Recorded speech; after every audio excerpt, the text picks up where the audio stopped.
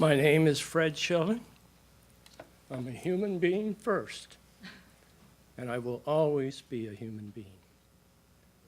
It's secondary that I'm a chaplain, though I have worked with chaplains, military chaplains, and their families for over 33 years.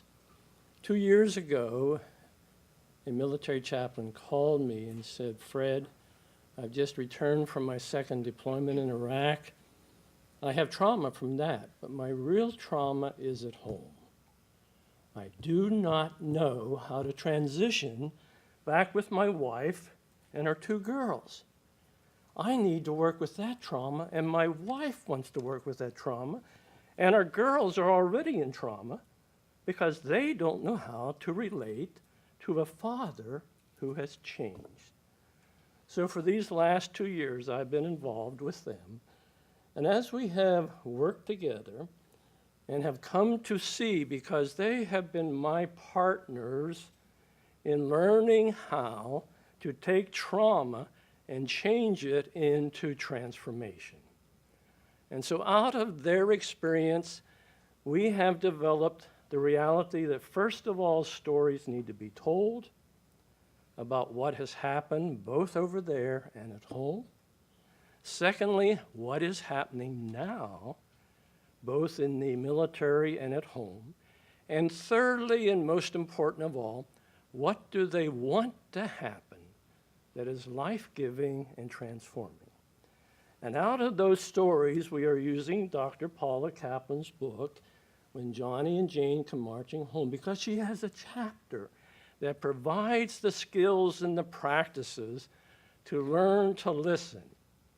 And so we are developing what is called faith action connectors, who are people who have suffered, who are people who care, who are people who are willing to listen, and who are people who are willing to connect as they become aware of people that come into their faith communities and in their communities, to take the initiative to connect with them and say, "We are people who care, and we would like to meet with you if you desire anytime to hear your story." And so the family Steve have helped me develop what is called, along with stories, images, because images can be life-giving and they can become life-destroying. And so the image is thumbs up.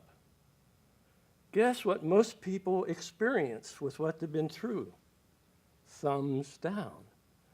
And so in this image of the hand being thumbs up, we let the thumb be life, power, and then we connect with the first thumb, which is face reality. And guess what this family discovered is much of their reality they were facing was negative. So he wrote down the negatives. And then secondly, this is what most often happens, a universal sign. But what they decided was to focus on life.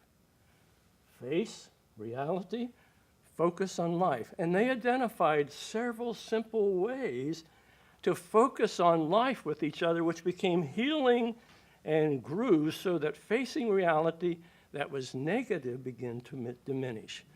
The interesting thing about the other finger is forge opposites.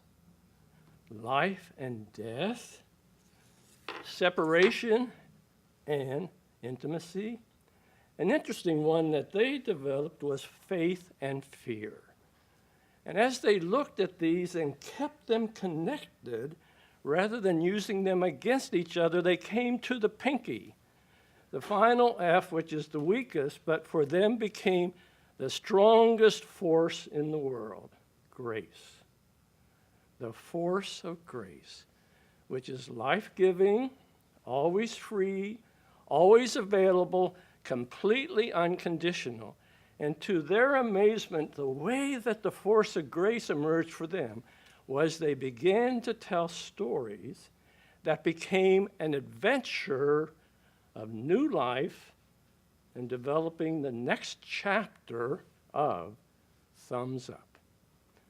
I have a manual that we have developed. Contact me, and we'll be glad to send it to you.